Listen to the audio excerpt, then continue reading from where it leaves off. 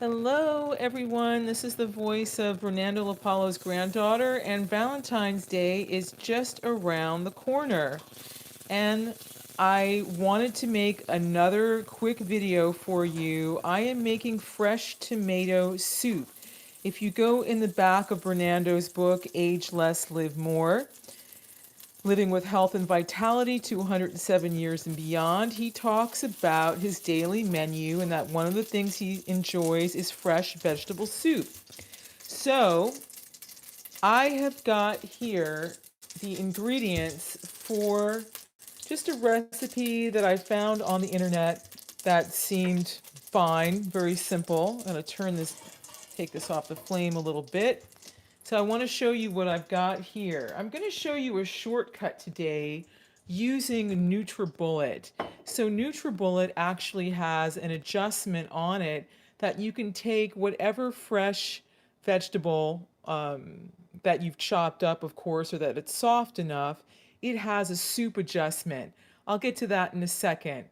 But I've also assembled vegetable stock cubes. You remember a few videos ago, I showed you how to make vegetable stock from trimmings, and then I freeze them and put them in cubes.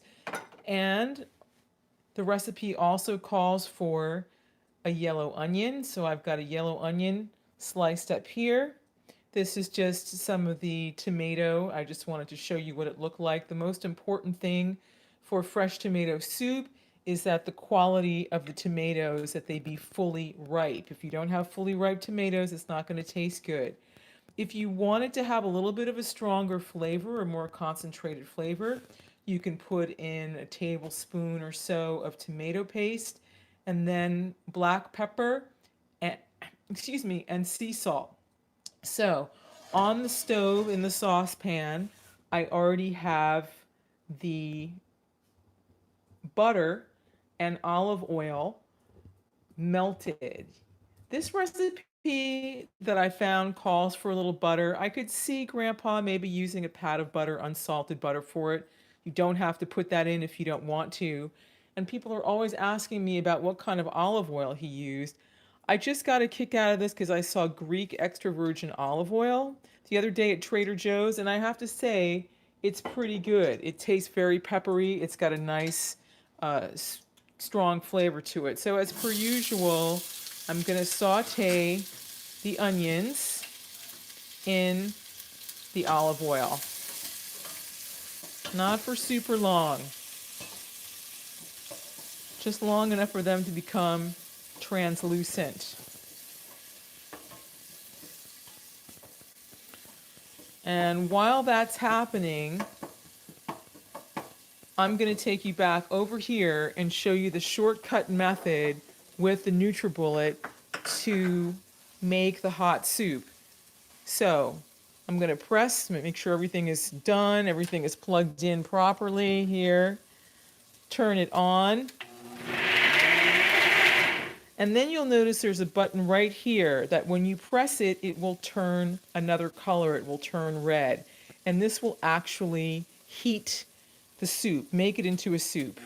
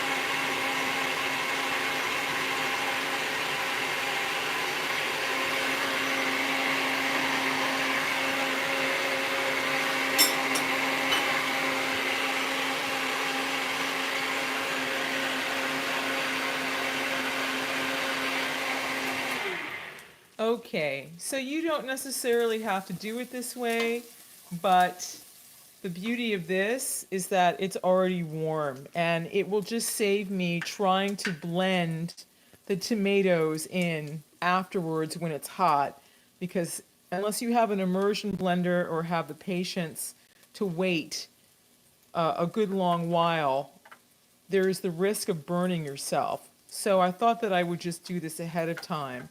I'm putting in the rest of the tomatoes that I had set aside to show you, and I also put some fresh basil in here. So if you're going to use fresh herbs, you want to put a tablespoon of fresh herbs in. And if you're going to use dried herbs, then you would actually have wanted to saute those in your onions. I've taken the onions off the stove for now because I don't want them to get brown. I just want them to be translucent because that's going to change the taste of the soup, and I don't want that. Now I've got this little bit of tomato paste over here. Let's see if I can skillfully get it in there. Yes, I did it. This is all with one hand, folks, one hand. I'm gonna put the lid back on here, the nutribullet, make sure it's nice and tight, and then I'm just gonna blend it for about another 30 seconds.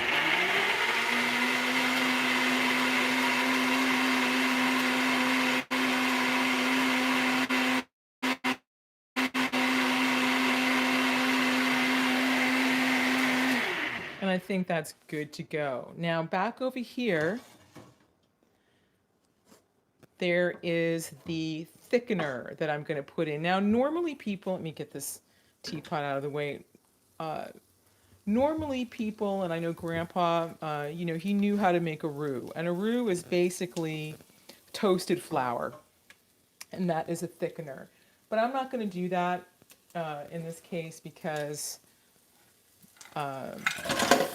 I don't want to use flour. You can use flour, but if you don't want to use flour, there's another trick you can use, and that is cornstarch. So you just take a tablespoon of cornstarch and you cover it with some water, and you mix it up, and then you will add it to the liquid. So I am putting in my cube stalks in here because I'm going to melt them. I could have melted it ahead of time, but I'm just going to use the heat that is available. And I'm going to go back over here and I'm going to get the tomato. There we go. It's all blended up. Basil and everything is all in there. And I'm going to slowly pour it. Remember, this is hot. I'm going to slowly pour it in here. Now, I could have just used water, but once again, if you're being economical, that's one of the principles of having a kitchen and not throwing anything away, then you can save that, capture some nutrients, and add some depth of flavor to your vegetable soups. And now I'm going to put some black pepper in here. Actually, I probably should have put the cornstarch in first. But I'm going to be generous. I'm going to put in about a tablespoon of salt. You don't have to put in that much. I tend to undersalt things. And then I'm going to put in the cornstarch that I had set aside in the chafing dish. I think my dog thinks that this is a really great recipe and that he should probably have some. Because I'm only using one hand, I am dunking that into the tepid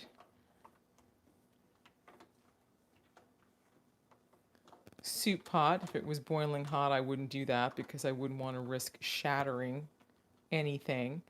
And then I'm just gonna stir this gently until all the ice cubes are melted. Now, if you want to, you can add some milk or you can add some cream to the tomato soup. That's optional, that's up to you. But if you're interested in having a cream of tomato soup, then that's what you would do. Now, this recipe that I found, it was not precise with how much of anything. So I'm basically doing this by eye.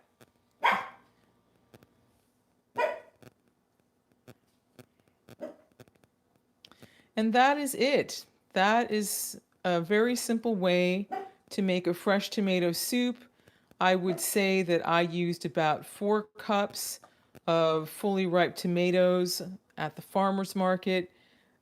The vendors were desperately trying to get rid of tomatoes that were overripe. I thought, perfect.